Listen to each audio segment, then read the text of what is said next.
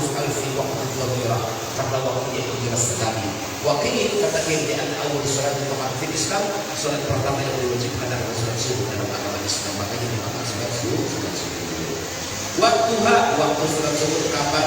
Belum ada jam, dia ada boleh zawal syams setelah tergelincir matahari. Wa yakhruju sampai kapan? Idza sarat dhillu kulli syai'in yuflah, ketika benda itu sama dengan panjang sama dengan banyak-banyak. Atau ketika banyak-banyak sama panjangnya dengan bendanya. Ghairu dhillil istiwa, kecuali ketika banyak istiwa.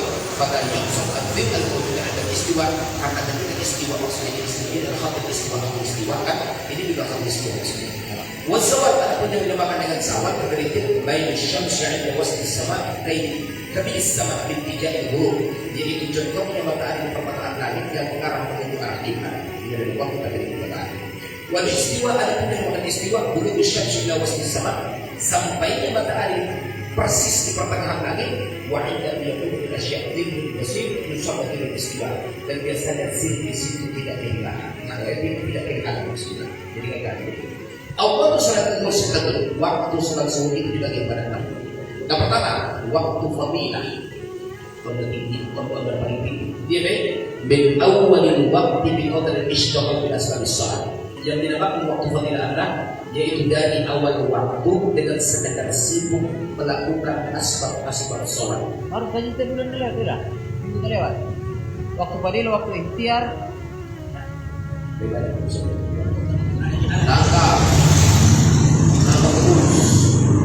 Waktu jawaz, waktu khidmat, waktu uzur. Alamat sunnah itu. Dan kajian. A'darus sholat yang dianggap uzur dalam sholat.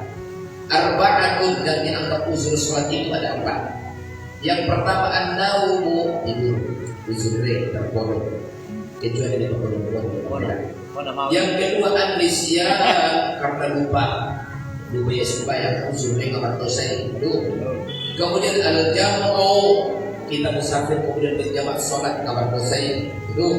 Kemudian al-iqra, dipaksa, ditambah subasi, dilakban babanai, dilakban kabanai, dilakban kabanai, oleh lingkungan, nggak mati, satu obat, kita bisa supaya dia dipaksa dia tinggal dari sini, dapat dosa itu.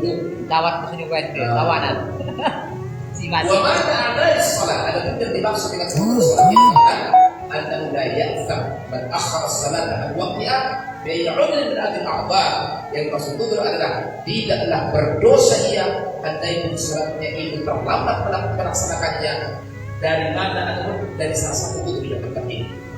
Jadi uzur terpodok begitu baru waktu 35 menit kamar dosa. Uzur terpodok lewat sewaktu kamar dosa, ya kan? Lupa ya supaya begitu sadar bahwa waktu asal suruh tidak dari kamar dosa langsung potong subuh balik naik, ya kan? Kemudian kita supaya asal udah waktu naik asal tadi waktu disuruh kamar sakit kamar dosa keluarga Jawa. Kemudian dipaksa bau yang jam Israel. Oh, mesti dulu supaya tembak bodi itu doa. Ini kamar dosa maksudnya itu namanya uzur. Kama qala sallallahu alaihi wasallam, hal ini dinamakan hal ini disebut dalam kitab Sahabat Zubat, la udra fi ta'khiriha illa lisan aw naumin aw naumin aw al-jam'i aw al-iqra. Saya katakan sidanan nabi la udra fi ta'khiriha illa lisan. Nah, kemudian aspek yang pertama yang dinamakan uzur salat sehingga tidak berdosa anda tidur. Yakunu udhran idza nama qabla dukhulil waqt.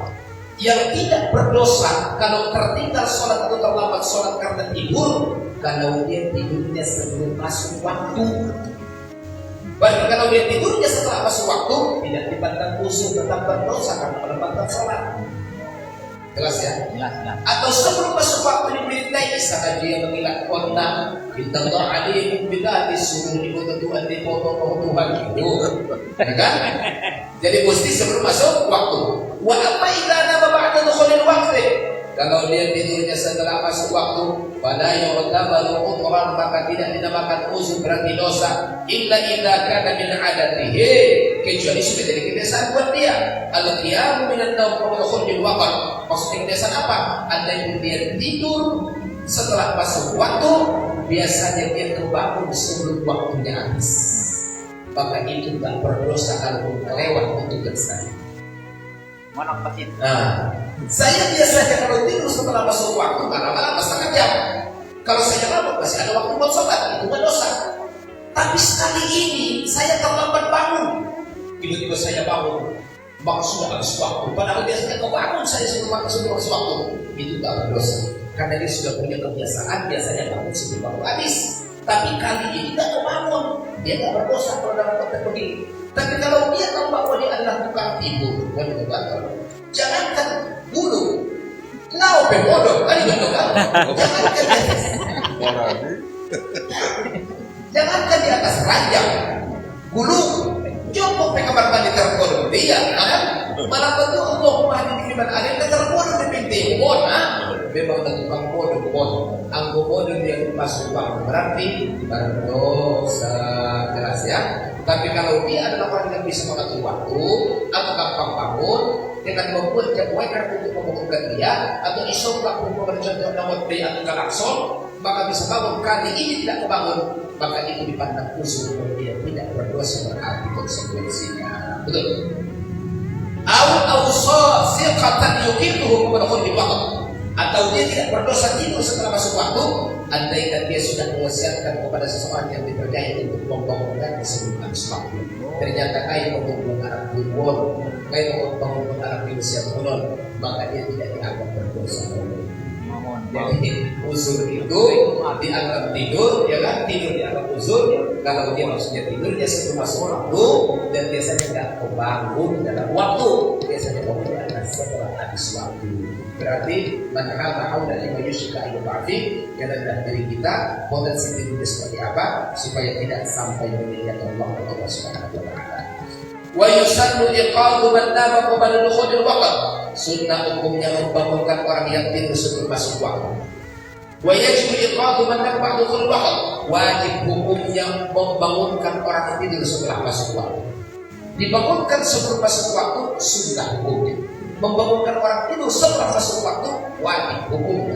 Berarti kalau ada orang tidur dia muslim, kita melihat dia tahu tidak mau sholat, tak kita bangunkan, maka yang dinamakan wajib adalah dikerjakan berbalik tinggalkan dosa, bahkan dosa bagi yang tidak membangunkannya. Jelas ya?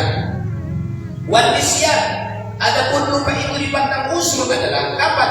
Yang perlu utron idza sababuhu amran mubaha. Kalau sabab dia lupa itu karena perkara yang mubah. Wa amma idza kana makruhan aw haraman fala yu'dzar. Kalau dia melakukan sesuatu yang makruh atau haram maka tidak dipandang uzur. Mana yang mubah, ya kan? Yang mubah contohnya adalah yang makruh dulu. Saya tahu hukum catur itu adalah makruh dari sebagian ulama. Sudah masuk waktu.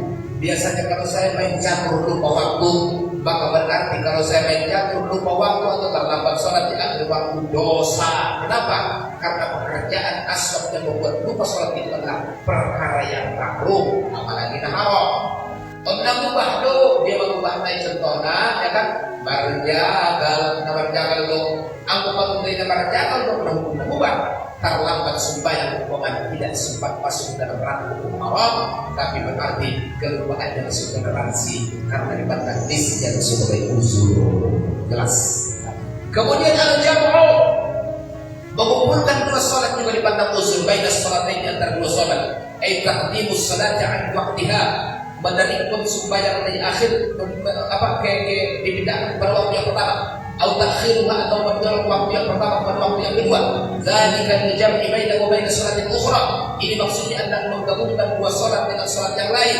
Disabab safari, sebab musafir, awil maradi atau sakit, awil matari atau turunnya hujan. Ya kan? Saya biasanya ke masjid, Pak.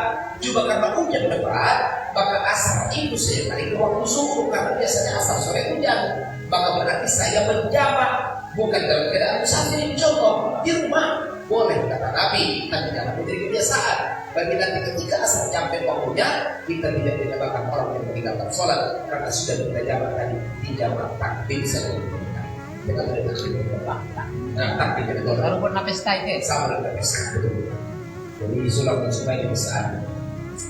Kemudian usul keempat al-ikrah, dipaksa. biayyuk roha, dipaksa dia ala ikhrajis salat di waktiha, supaya melakukan salat di luar waktu atau tidak salat.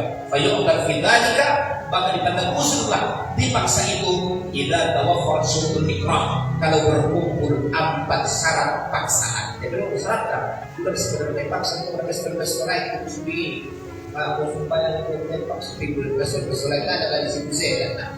Dikatakan lagi, sehingga kalau dipaksa apa syarat pertama? 1, qudratul mukrih ala tahqiqi ma haddada bihi wa wilayati aw taqaddubin. Yang memaksa itu punya kekuatan dan wewenang untuk melakukan paksaan dia, karena dia itu adalah seorang pemimpin atau dia seorang jawara apa ya kan? Baikon segala udon, aku jabat yang cemia dalam dia mau bisa on. Dia sudah kita tahu apa perkembangan kepada dia. Oh dalam paling faktor, ujian pun dia masuk ke sini satu kali, jadi betul kan?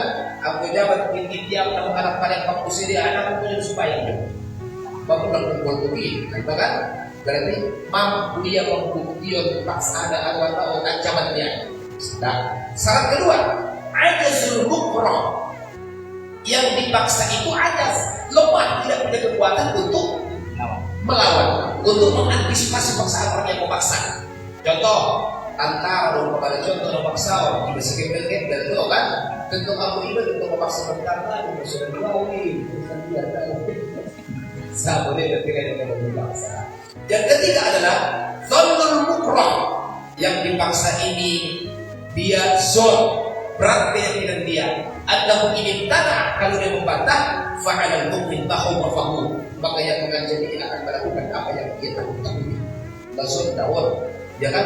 Itu orang pemerintah bilang terbaik mengancam beda belum. Apa? Wih, untuk bilang terus kalau banyak orang mengancam kok, maka masuk dalam hukum paksaan dan uzur. Yang keempat, anda tak mudah-mudah apa itu ikhtiar, tidak ada tanda-tanda keselamatan. Belum tanda-tanda keselamatan, belum namanya paksaan. Tapi kalau tidak ada tanda-tanda, maka berarti masuk dalam hukum paksaan. Kalau yang keempat berkumpul, maka memaksa atau terpaksa itu bisa menjadi udzur dalam bagian sholat atau udzur dalam bagian sholat. Paham? Habis dari itu, bentuk tadi itu mulus dia yang dibatul. Maksudnya ibadah.